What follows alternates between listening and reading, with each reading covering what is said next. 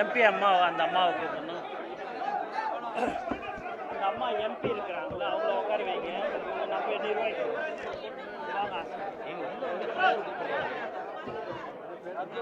உள்ள இருக்காங்க. மைக்கில் நான் அப்படியே பேசிடலாம்.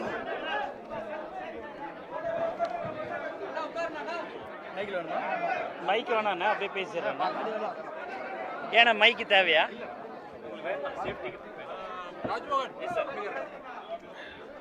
அவை இன்னும் சில நொடிப்பொழுதுகளில் பத்திரிகை சந்திப்பு துவங்க இருக்கிறது.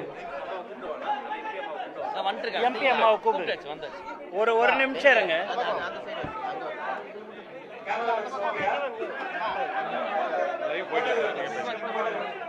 மைக்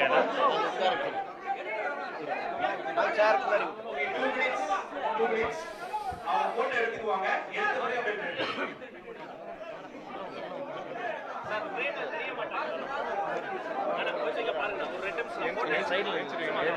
ஏஞ்சி நிக்கவா? ஏஞ்சி நிக்கணுமா?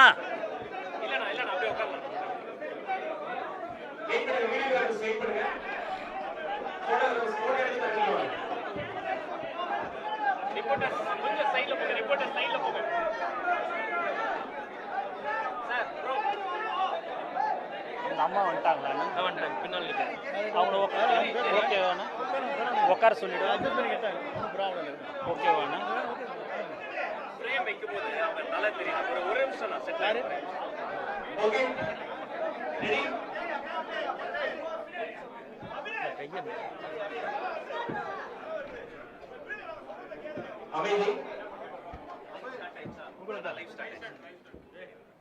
எங்கள் உயிர் மூச்சாக விளங்கும் தமிழக வெற்றி கழகத்தின் தலைவர் அவர்கள் ஒரு ஈர்ப்பு சக்தி, பல நல்ல உள்ளங்களை எப்போதும் ஈர்க்கக்கூடியவர். இளைஞர்கள், இளம் பெண்கள், தாய்மார்கள் என தளபதி பின்னால் ஒரு படையே இருக்கிறது.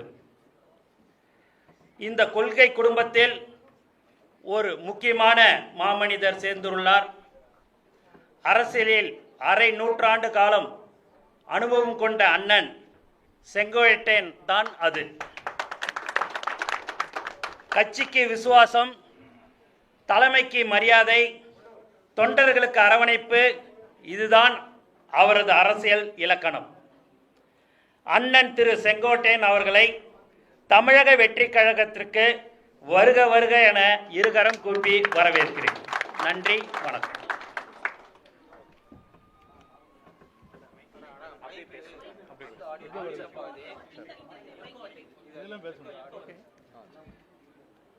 நீங்க அப்படியே பேசுங்க. இந்த இப்படி வச்சு அப்படியே அங்க இருக்கு. அப்படியே வச்சிங்க. இப்படி வச்சிங்கண்ணா. அதுல மைக் வச்சா சரியா வராது. அப்படியே வச்சு. அப்படியே வச்சு. இல்ல அங்க கேளுங்க. கரெக்டான கேட்டுங்க. நான் பேசிறேன். அவங்க சொல்றாங்க. அவங்க பேசுறது பேசுறீங்க. நீ பேசுறது தப்பு இல்ல. அவங்க அனைவருக்கும் வணக்கம். அனைவருக்கும் வணக்கம். இன்று அதிமுகவிலிருந்து அண்ணன் செங்கோட்டையன் அவர்கள், அவருடைய அரசியல் வரலாறு எல்லாருக்கும் தெரியும். கிட்டத்தட்ட 3 தலைமுறையை கடந்த ஒரு வரலாறு. இன்று தமிழக மக்கள் அனைவரும் முடிவெடுத்து விட்டார்கள். அடுத்த 2026 எங்களுடைய தலைவர் அண்ணன் விஜய் அவர்கள் தான் முதல்வராக வரப்போறார் என்று. அது அனைவருக்கும் இன்று வெட்ட வெளிச்சமாக தெரிந்து வருகிறது. தமிழகத்தின் எதிர்காலம் எங்களுடைய தலைவர் அண்ணன் விஜய் அவர்களின் கரங்களை வலுப்படுத்த எங்களுடன் இணைந்த அண்ணன் செங்கோட்டையன் அவர்கள் அனைவரும் சார்பாக வருக வருக என்று வரவேற்கிறோம். அவருக்கு என்னுடைய வாழ்த்துக்களையும் தெரிவித்துக் கொள்கிறோம். நன்றி, வணக்கம்.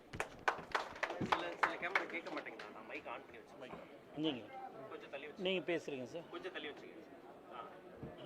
ஓகே. கேட்கலங்க. எடுத்தே பேசு.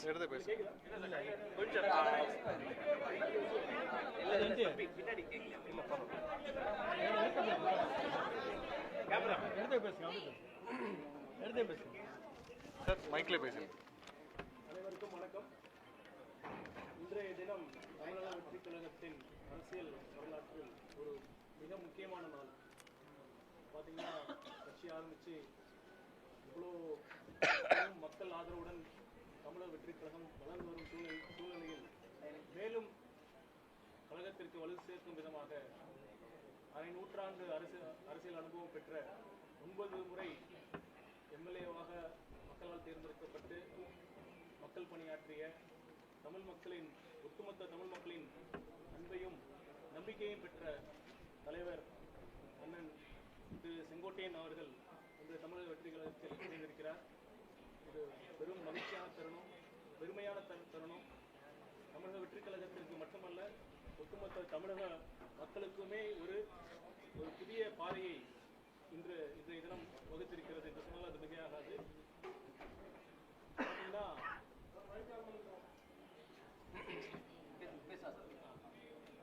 அண்ணன் நினைவு போகும் இந்த செய்தி வந்தவுடன் எத்தனை கட்சிகள் பதறின என்று உங்களுக்கு தெரியும்.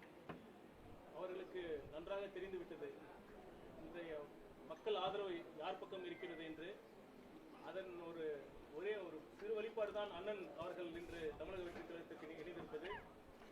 நிச்சயமாக என்னால் உறுதியிட்டு சொல்ல முடியும், இன்றைய இருக்கும் ஆதரவை விட இன்னும் பல மடங்கு தமிழக வெற்றி கழகம் ஆதரவு பெற்று அடுத்த ஆண்டு வரப்போகும் தேர்தலில் தமிழக வெற்றி கழகம் அமோக வெற்றி பெற்று எங்கள் தலைவர் அவர்கள் முதலமைச்சராக ஆட்சியில் அமர்ந்து சிறப்பான ஒரு மக்களாட்சியை வழங்குவார். அதற்கு அண்ணன் திரு செங்கோட்டையன் அவர்கள் உறுதுணையாக இருப்பார் என்ற நம்பிக்கையுடன் அவரை வருக வருக என்று வரவேற்று அமர்கிறேன். நன்றி, வணக்கம்.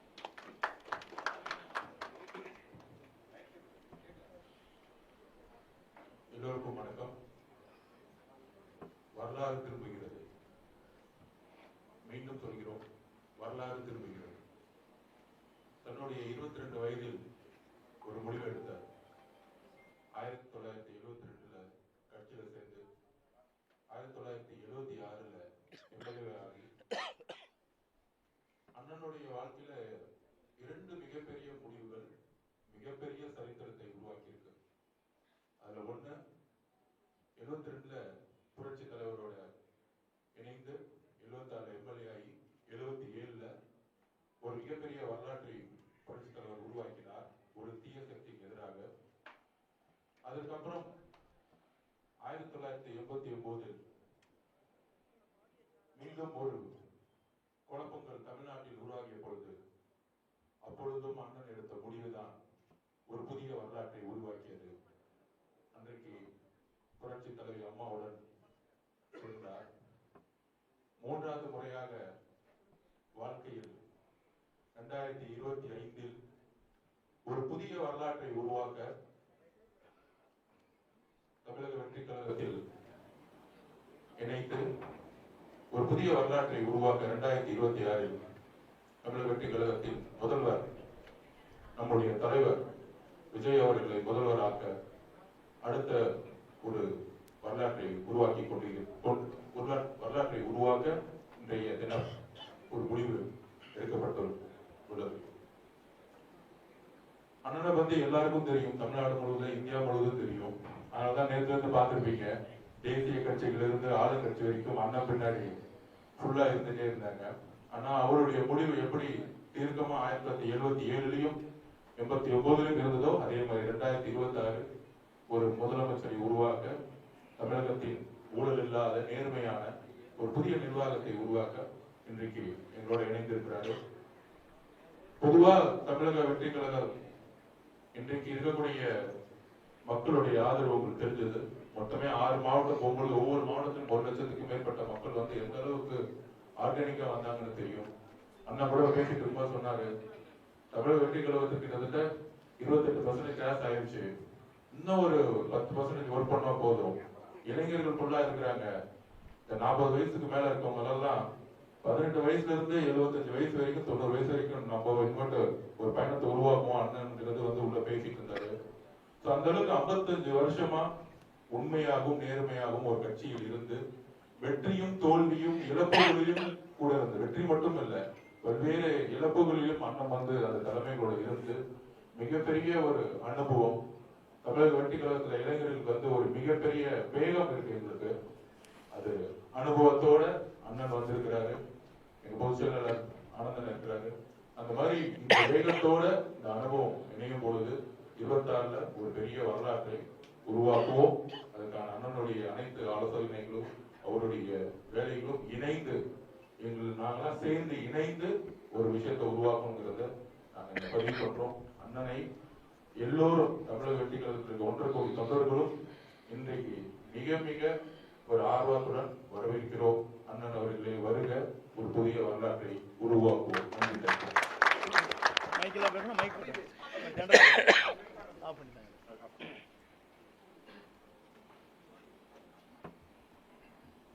பத்திரிகை நண்பர்கள், தொலைக்காட்சி நண்பர்களுக்கு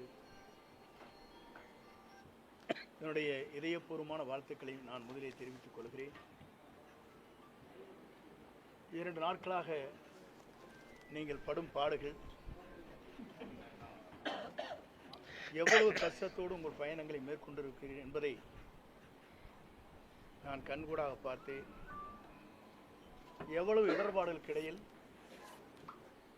என்னை பின்தொடர்ந்து வருவது எவ்வளவு கடினம் என்பதையும் தெரிந்து என்னை பல வகையிலே துரத்தி நீங்கள் பிடித்தீர்கள் என்பது எனக்கு தெரியும். அப்படி உழைக்கக்கூடியவர் நீங்கள். உங்களுக்கு வாழ்த்து சொல்வது மட்டுமல்ல, நீங்கள் எல்லோரும் நீண்ட நாட்கள் இறைவனர்களால் எல்லா சிறப்புகளும் பெற வேண்டும் என்ற வாழ்த்துக்களை நான் முதலில் தெரிவித்துக் கொள்கிறேன். தொலைக்காட்சியிலே பணியாற்றுகிற நண்பர்கள், அதேபோல பத்திரிகை நண்பர்கள், ஊடகங்கள் அனைத்துமே ஒவ்வொருவருக்கொரு போட்டி போட்டுக்கொண்டு கடுமையாக உழைத்து அவள் பணியாற்றுகிற அந்த நிறுவனத்திற்கு நற்பெயரை கொண்டு வர வேண்டும் என்பதற்கு நீங்கள் உழைப்பென்பது சாலச் சிறந்ததாக மட்டுமல்ல, எல்லோரும் போற்றுகின்ற அளவிற்கு உங்கள் பணிகள் அமைந்திருக்கிறது. அதற்காக எல்லோருடைய சார்பாக என்னுடைய வாழ்த்துக்களையும் பாராட்டுகளையும் நான் தெரிவித்துக் கொள்கிறேன். இன்று அனைத்து இந்திய அண்ணா திராவிட முன்னேற்ற கழகத்தில் புரட்சித் தலைவரால் நான் அடையாளம் காட்டப்பட்டவன். 1972 இந்த இயக்கம் துவங்குகிற போது தலைவருக்கு பின்னாலே அணிவகுக்கின்ற தொண்டர்களில் நான் ஒருவன். புரட்சித் தலைவரால் ஈர்க்கப்பட்டு 75 பொதுக்குழு கோவையிலே பிரசிடென்ட் ஹாலிலே நடைபெறுகிற போது அதற்கு முழு பொறுப்பையும் அண்ணன் அரங்கநாயகம் மணிமாறன் என்னிடத்திலே ஒப்படைத்தார். அந்த பணிகளை தலைவர் பாராட்டுகின்ற அளவிற்கு அந்த பணிகளை நாங்கள் முடித்து அவர் இருக்கின்ற சத்யா ஸ்டுடியோவிலே சந்திக்கின்ற போது அவர் என்னை கட்டிப்பிடித்து தழுவி, ஒரு இளைஞராக இருக்கிற நீங்கள் இந்த பணிகளை ஆற்றியிருக்கிறீர்கள், நான் பாராட்டுகிறேன் என்று பாராட்டினார்.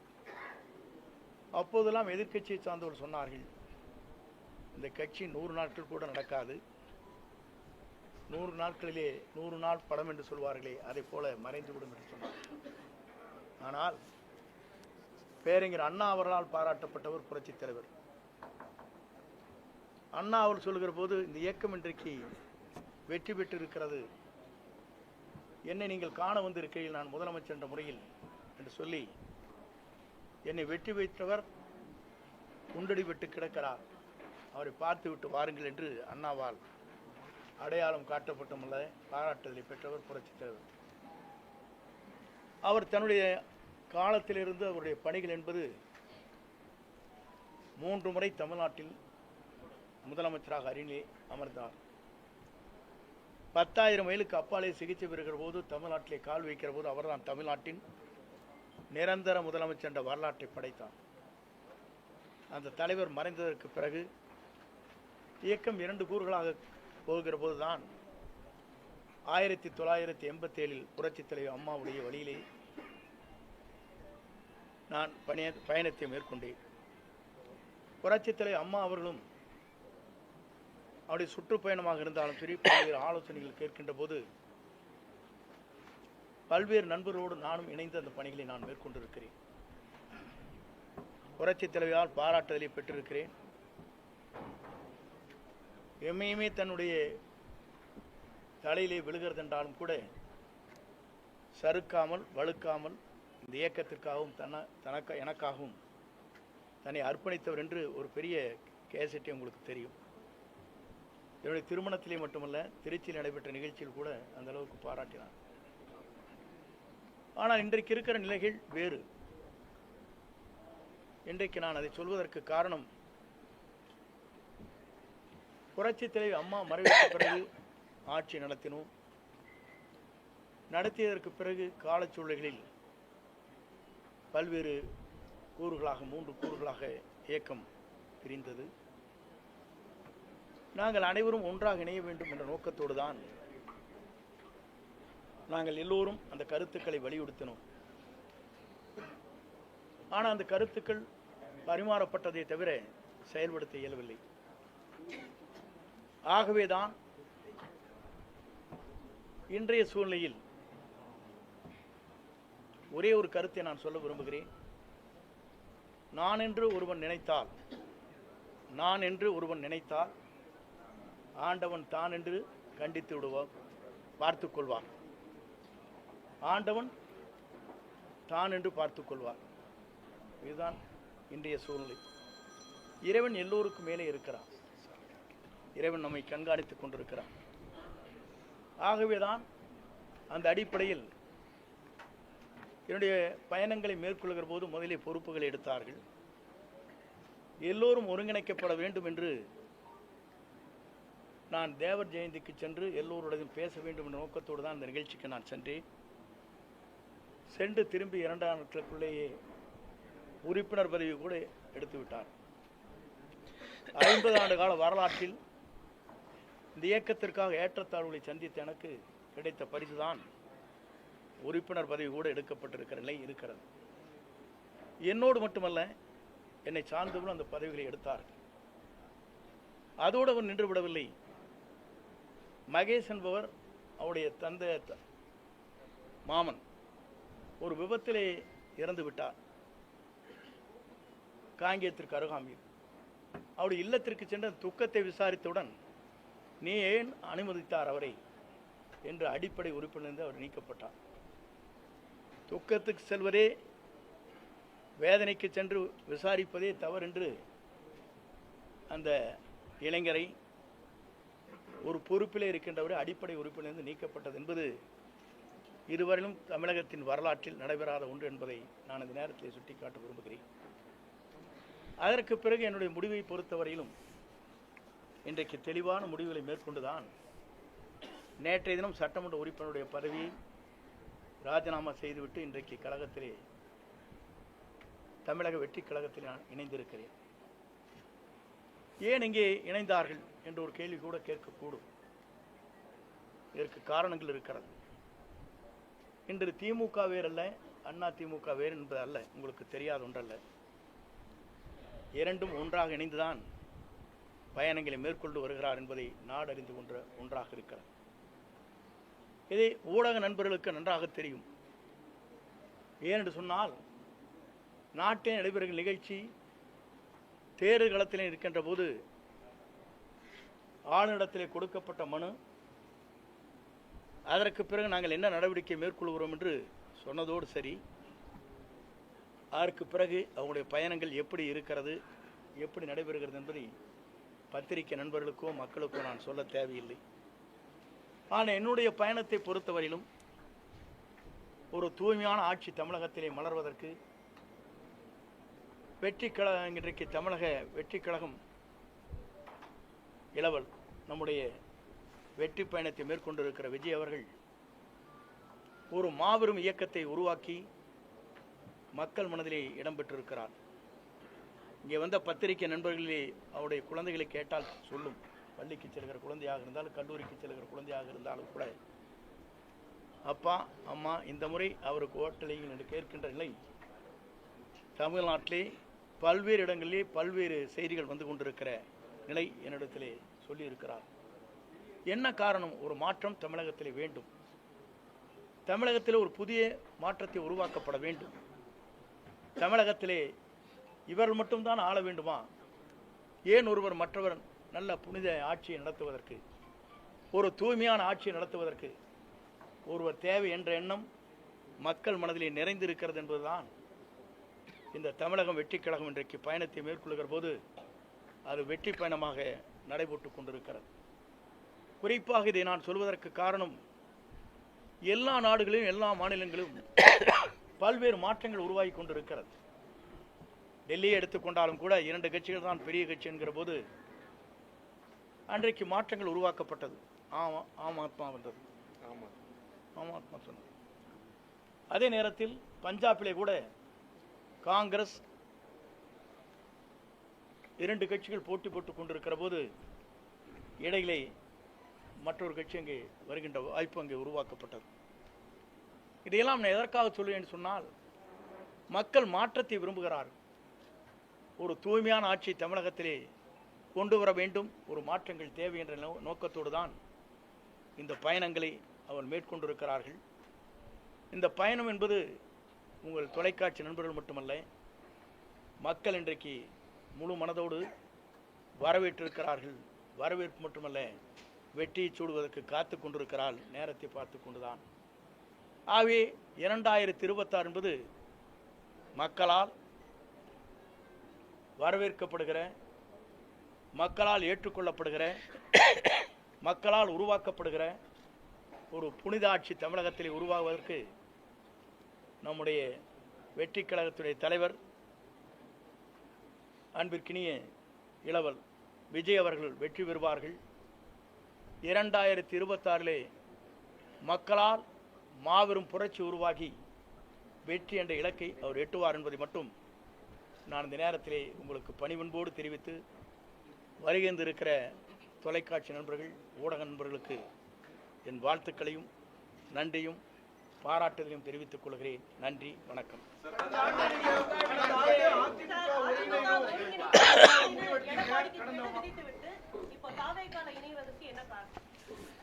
ஒருங்கிணைக்க வேண்டும் என்று கெடு விதிக்கவில்லை. நீங்கள் நன்றாக இந்த நான் பேசிய பேச்சுக்களை நீங்கள் கேட்டிருக்க வேண்டும். இதனை கேட்காதையே நீங்களாக போட்டுவிட்டு ஹெட்லைன் போட்டுவிட்டு 5 நாட்கள் தான் அவகாசம் கொடுத்திருக்கிறார் என்று சொன்னீர்கள். அதில் முழுமையாக நீங்கள் பார்க்க வேண்டும். அப்போது தொலைக்காட்சி நண்பர் கேட்டார், 5 நாட்களுக்குள்ளே முடிக்க வேண்டுமா என்று கேட்டார். இல்லை, பேச்சுவார்த்தை துவங்க வேண்டும். 1 மாதமோ 1.5 மாத காலமோ எடுத்துக்கொள்ளுங்கள். அதில் யாரை சேர்த்தலாம், சேர்த்த வேண்டும் என்பது பொதுச் செயலாளர் முடிவு செய்யட்டும் என்று தெளிவாக சொல்லியிருக்கேன். நான் நீங்கள் பார்த்திருப்பேன்னு நினைக்கிறேன். ஆனால் கெடு என்று போட வைத்ததே அவர்தான். முதலில் தெரிந்து கொள்ள வேண்டும். என்னை வெளியேற்ற வேண்டும் நோக்கத்தோடு தான் அதை சரியான முறையில் காயை நகர்த்தி விட்டார். இதுதான் உண்மை. தொலைக்காட்சியில் நான் பேசியது நீங்கள் இன்றைக்கு வேண்டுமானால் போட்டு தெரிந்து கொள்ளலாம்.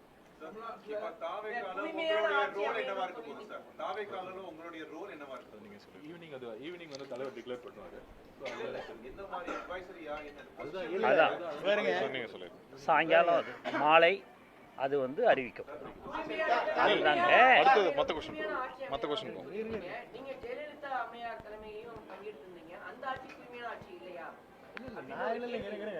அம்மா இருக்கும் வரை, தலைவர் இருக்கும் வரை தூய்மையான ஆட்சி நடைபெற்றது என்று சொல்ல நான் இல்லை என்று சொல்லவே இல்லையே. நீங்க அவங்களே அடுத்த சப்ஜெக்ட் போறீங்க. புனிதமான ஆட்சி அவங்க 2 பேரும் நடத்தினாலும் சொல்லியிருக்கேன். இல்ல நான் சொல்றது இருங்க, நான் சொல்றது இருங்க, நீங்க இருங்க நான் சொல்றது கேட்கணும். நீங்க வந்து தயவு செஞ்சு ஒவ்வொருத்தரை கேளுங்க, தனித்தனி கேளுங்க. நான் டைம் கொடுக்குறேன், ஒன்றும் பிரச்சனை இல்லை.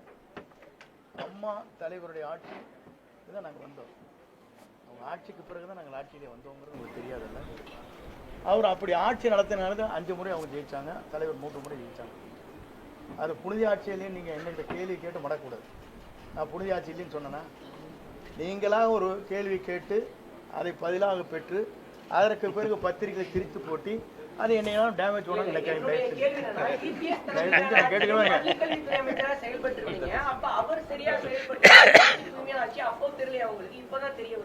இல்லை நீங்கள் அதுக்கு முன்னாலேயே நான் ஒரே ஒரு கேள்விக்கிட்ட பதில் சொன்னேன். தூய்மையான ஆட்சி இருக்கிறதா இல்லையா என்பதற்கு கவர்னரிடத்திலே மனு கொடுத்தவர் யார்? நான் கொடுக்கல. யார் கொடுத்தா? எதிர்கட்சி கொடுத்தாங்கன்னு இல்லையா? அப்புறம் எதை கேட்குறீங்க?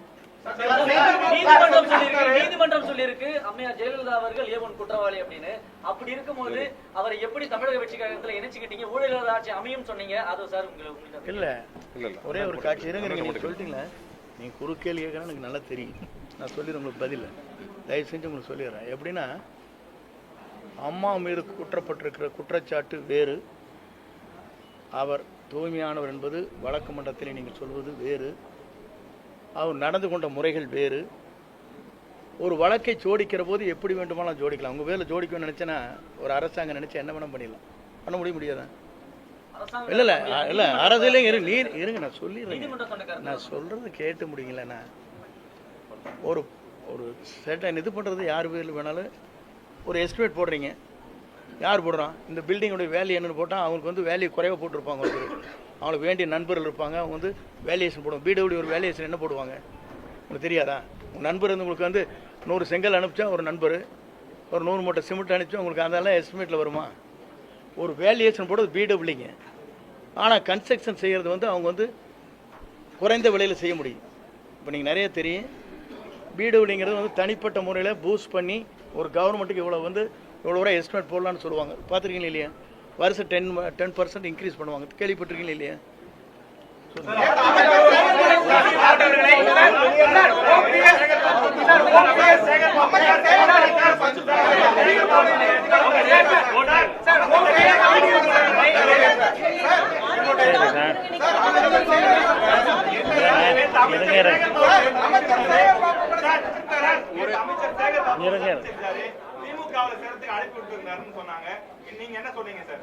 திராவிட முன்னேற்ற கழகத்தோ தேசிய கட்சிகளோ மாற்றுக் கட்சிகளோ என்னை யாரும் சந்திக்கவில்லை, சந்தித்து பேசவில்லை. உங்கள் கருத்து மட்டும்தான் பேசியதாகவும். எங்கச்சி படம் இருக்குதான் காட்டுங்க. நானும் சேகர்பாபு இருங்க, சபாநாயகர் பார்த்து கரெக்டுங்க. நானும் சேகர்பாபு பேசியிருக்கேன், ஒரு படம் வந்துருக்கேன். காட்டுங்க, கண்ணு காட்டுங்க. இல்லை நான் காட்டுங்க, நான் சொல்லிடுறேன் பதில். நான் யாரையுமே திராவிட முன்னேற்ற கழகமோ மாற்றுக் கட்சியோ பிஜேபியோ யாருமே என்னை அணுகவில்லை. அணுகதியாக அணுகதியாக இருந்தால் இல்லைங்க இருங்க, சும்மா நீங்கள் எதோன்னு சொல்லிட்டு இருக்கக்கூடாது. நீங்கள் பாட்டுக்கு ஒரு கற்பனை உலகத்திலிருந்து பேசக்கூடாது. ஆகாயத்தில் வந்து இருங்க நான் சொல்ல கேளுங்க, தயவு செஞ்சு இருங்க கேளுங்க. பார்த்த மாதிரி ஒரு படம் காட்டிடுங்க, நான் பதில் சொல்கிறேன்.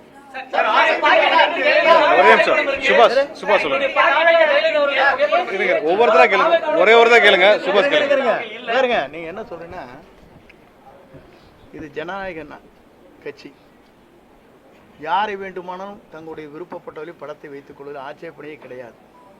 நான் படத்தை வைக்காத மாற்றி போட்டோம், இன்னைக்கே மாறிட்டியே டபுள் அடிக்கிறியான்னு கேட்பேன். நீ சொல்லுவா ஒவ்வொருத்தரா கேளுங்க. நீ அறிஞர் கமரி கொஞ்ச நேரம் இருங்க, நான் பேசிக்கிறேன்.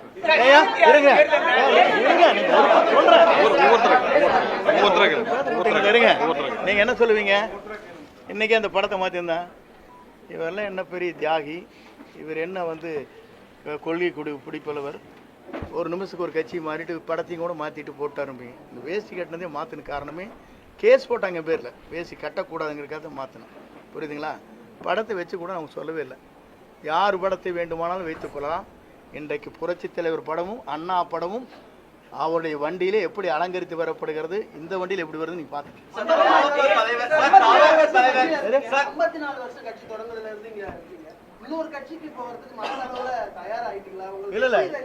இல்ல நான் சொல்றது கேளுங்க. ஒரு இயக்கத்திலே நான் பணியாற்றுவது, முழுமையாக அந்த இயக்கத்தில் இருக்கும் வரை அடிக்கடி நல்லா ஜம்ப் பண்ணல பண்ணிருக்கேன்னா, தினம் ஒரு கட்சிக்கு போயிருக்கேன்னா நான் கோருறேன். இன்னைக்கு வந்ததுக்கு காரணமே ஒரு புதியமான ஒரு மாற்றத்தை உருவாக்குவதற்கு ஒருவர் பயணத்தை மேற்கொண்டிருக்கிறார்கள். மக்கள் வரவேற்பு, மாபெரும் வரவேற்பு. நீங்கள் பார்க்குறீங்க, உங்கள் டிவிக்காரில் என்ன சொல்கிறாங்க சேனலில், எங்களுக்கு என்ன வந்துருக்கு சொல்கிறாங்க, 1 கோடி பேர் பார்க்குறாங்க எங்கள் சேனலை. நாங்கள் அதனால தான் 10 சேனல் போட்டு இறங்குற இடத்துலையும் எடுக்கிறோம், நிற்கிற இடத்துலையும் எடுக்கிறோம், அங்கேயும் எடுக்க. நீங்கள் தானே சொல்கிறீங்க. எனக்கு சொன்ன ஒரு ஓனர் சொல்லியிருக்காரு, 4 ஓனர் கேட்டுக்கிறீங்களா இல்லையா? நாங்கள் அதுக்குத்தான் முடிக்க உங்களை படம் எடுத்துகிட்டு இருக்காரு அவரை அப்படிங்கிறாங்க. 10 சேனல் போடுறாங்கிறாங்க. யாராச்சும் போடுறாங்களா? இறங்குற இடத்துல எடுக்கிறீங்க, ஹெலிகாப்டர்ல எடுக்கிறீங்க, ஓடுற கூட எடுக்கிறீங்க, அங்கேயும் நிற்கிற போது எடுக்கிறீங்க, சுற்றி எதுக்காக எடுக்கிறீங்க? அப்போ வந்து மக்கள் வந்து வரவேற்கிறாங்க நோக்கம் தானே அது. இல்ல வெளிப்படைத்தன்மை இல்ல, வேற இருங்க வெளிப்படைத்தன்மை இல்லைன்னு சொன்னா டெல்லி எடுத்துக்க வேண்டியதானே? டெல்லியில் வெளிப்படைத்தன்மையோட வந்தது காருக்குள்ள, அதெல்லாம் எடுத்து காட்ட வேண்டியதானே?